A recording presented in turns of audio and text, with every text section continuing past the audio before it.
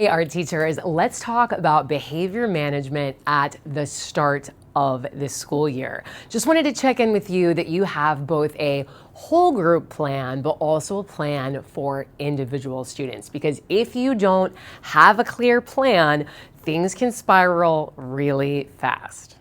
I recommend being as proactive as possible in encouraging positive behavior from your students. I've been meeting my students out in the hall these first 2 weeks and reminding them what the expectation is when they come in. So I printed this poster out. I remind them to stay in the line and keep their voices off. And then as they come into the art room and we get settled, I reward them with one of our points. This is just a simple happy and sad board.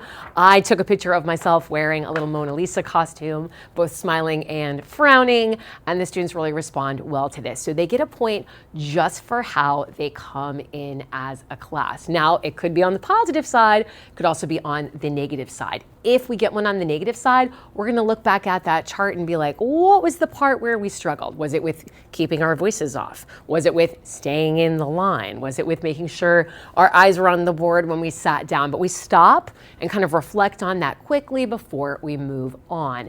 Then I have my students recite the art room rules at the beginning of every class. That's what I like to do to really set those high expectations. Many art teachers start with a mantra or just something positive to really center students and get them involved and ready for the learning. I also really like to do a lot of whole class reminders. So with my younger students, I have a song that I play at the beginning of every class, like a crisscross applesauce song, to remind them how to sit. And then I have a poster that I put up on my slides. Do you want to sit crisscross? Do you want to sit mountain? Do you want to sit mermaid? Do a quick body check.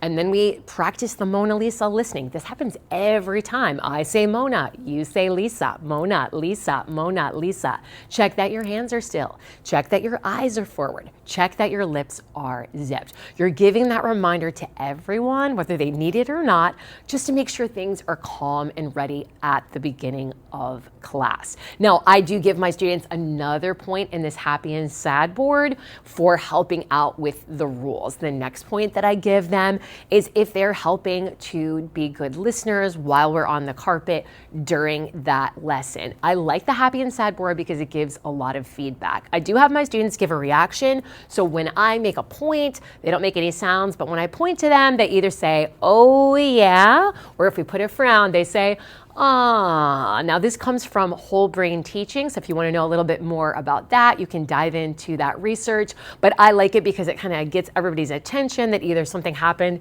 that was really helpful for getting us points or something that we need to kind of like back up and slow down and work on. Now we are at the beginning of the year. So it's really your chance to lay on the line, how is this class going to run? How is this going to work? And with some of my classes, this has gone perfectly, just how I'd want it to be, okay? In other classes, we've gotten to the part where I'm talking about how we're gonna start making things, and there's some people rolling around on the carpet. So what you simply want to do, especially at the beginning of the year, is just go back, and in my slides I have that picture of how to sit. And you want to go back and reteach those things. Start by just reteaching it to the whole group because you really need to be watching every time you give a direction, whether it's how we're going to come in or that we're all going to be sitting, doing the Mona Lisa listening. You want to look and get everybody on board.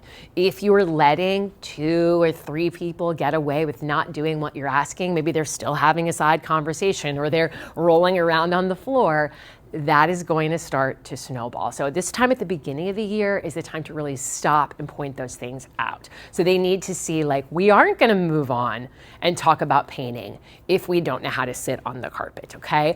I'd much rather be doing those kind of lessons and getting that across to my students of how things are gonna work at the beginning of the year than when we're doing clay, in the second and third quarter and I'm really crunched for time, okay? You're going very slow in the beginning so that you can go fast later. Now, one of the things I do with the happy and sad board is if my students receive 3 frowns, and let's be honest, it typically happens because of noise. So if it happens that they get 3 frowns, I set up silent art time. So I put up on the timer that we're gonna have 5 minutes of silence. I have in my classroom 2 different zones. This is in my poster set on Teachers Pay Teachers, but I have a yellow zone for when they're allowed to talk and a red zone when they're not allowed to talk. This is a time for listening or working silently. So I would change the sign to the red zone, set our smaller timer for 5 minutes, and we have 5 minutes where they work in silence for me to reset and calm down so I can be a more patient and calm teacher, but also for the students to refocus on why they are there. It doesn't happen to me very often, but when it does, I really have found this strategy to be effective. Now, the question that I often get will be, so what if they're not quiet when you're having that silent art time? Well, I tell them if someone is talking, we're just gonna add a minute. And each time we hear some noises, we're gonna add more minutes. We might have the whole art class silent. Now, there are different things that I do in my art room to kind of like get ahead of this. So I'm not just like, you're too loud, you're too loud, you're too loud. There are strategies that I'm using. Like I have that red zone, yellow zone. The students know that expectation of when they should be talking, when they shouldn't be talking. We also talk about like what appropriate noise level is. And I do things to encourage them to be quiet, especially in the upper grades. Oh my goodness, my saving thing is podcast. We listen to podcasts. I've got a whole YouTube video about how much I love podcasts and some of the ones that we use in the art room, but it really works well.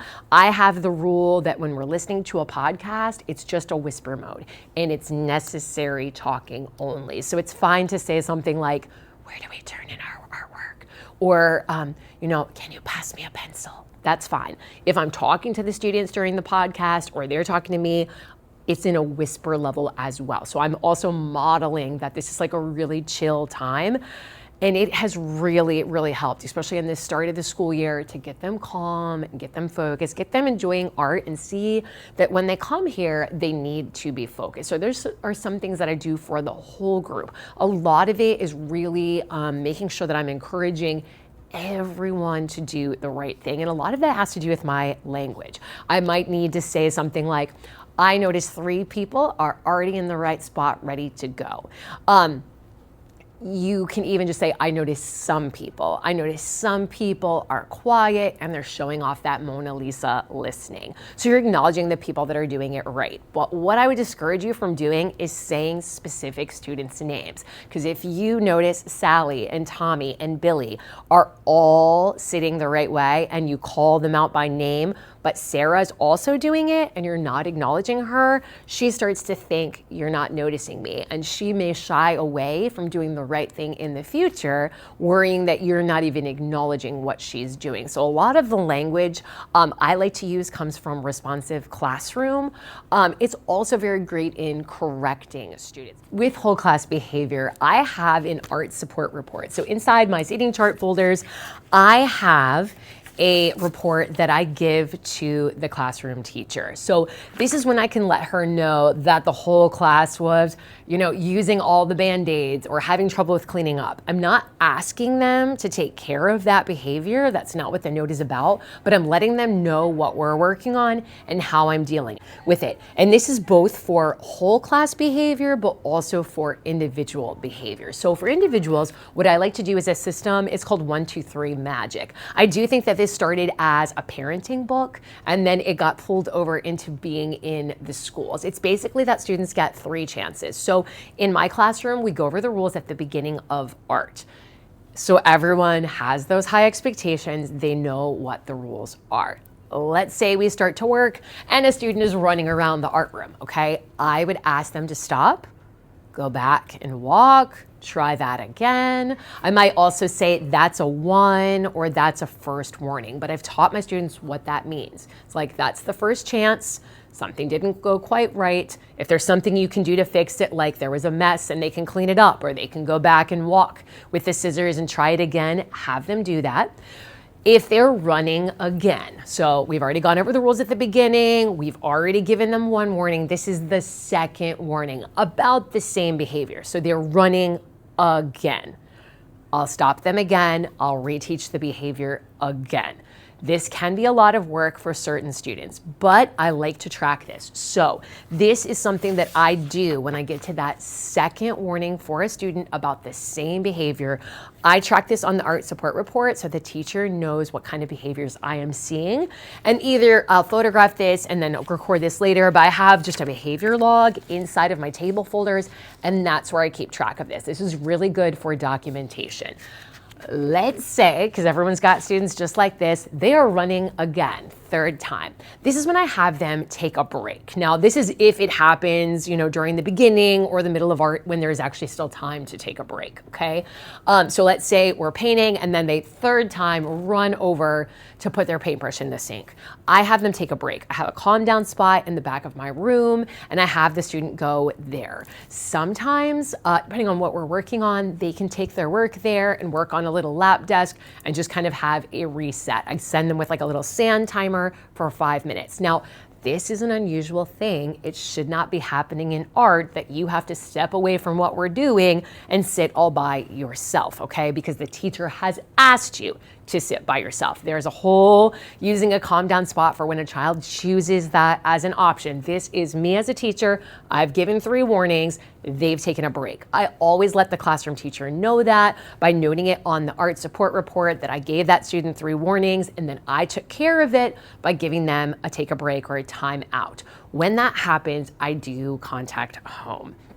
Now, last year, just the procedure in our school was when that happened, that the teacher was to make a phone call. So on that first contact, I did pick up the phone and call. I know that can be difficult. My district is really lucky in that we have a number that we can call and they will go through all the languages. You can pick a translator and the translator helps you to make the phone call. So I do know that that's something I'm very lucky with and that can be a challenge, but don't let that stop you. All parents deserve to know what their child is working on in school, and when there are issues, you're sharing that as a partner. So I did reach out with a phone call last year and that system worked really well. On the second or third time that a student, received 3 warnings in art and took a break, that is when I documented that and I just wrote home either in an email or we have a program where we can send a text to families, but I kept them in the loop. And then just the way that my school's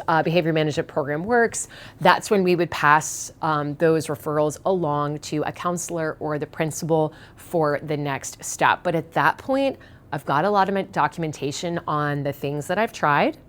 This has happened 3 times in 3 separate art classes, and I've got it all documented. I didn't wait and say, oh no, now this is a problem. No, the first time that was a problem, I recorded it. If it happens again, I've got that information, and then the third time. So I found that the people in our school were very responsive in helping and taking over when students got to that step. But that was really a good way to explain it to students that you have 1, 2, 3 chances.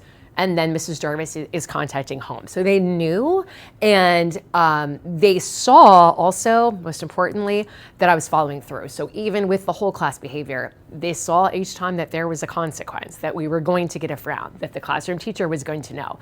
With my Happy and Sad board, there is a gold or silver paintbrush. So the teacher knows also from that as a communication tool, how did the day go? They see that there's a consequence, especially with that individual student behavior. I feel like it's really my job to defend the learning and make sure that all the students are on the same page and that they are not disrupting the learning of other students. So I really make sure that I let my students know. They're going to see me giving warnings and things like that, but they're not going to see what's on the note to the teacher. I'm not going to be talking about it when the teacher picks them up. It's just silently on the note. They're not going to see me call someone's mom or dad in the middle of art class, but I'm taking care of that after school. And let me tell you something. You only usually have to make a phone call or 2 in a class and word gets around, okay? It really shuts down behaviors that they know that either mom and dad are going to care and be, encouraging them to do the right thing, or it's going to kind of get passed on to other people in our school and they're going to realize they're letting those people down. So that has been a very helpful thing as a school community that we have that system in place. I know behavior management in the art room can be really overwhelming. If you're new or things haven't gone well for you in the past, I have hundreds of videos at this point made just for our teachers like you to help you and break down these different systems, from how to avoid cleanup chaos to how to line up students to how I start art class. So you've got a whole library of resources that you can use to help improve your management and make your job easier.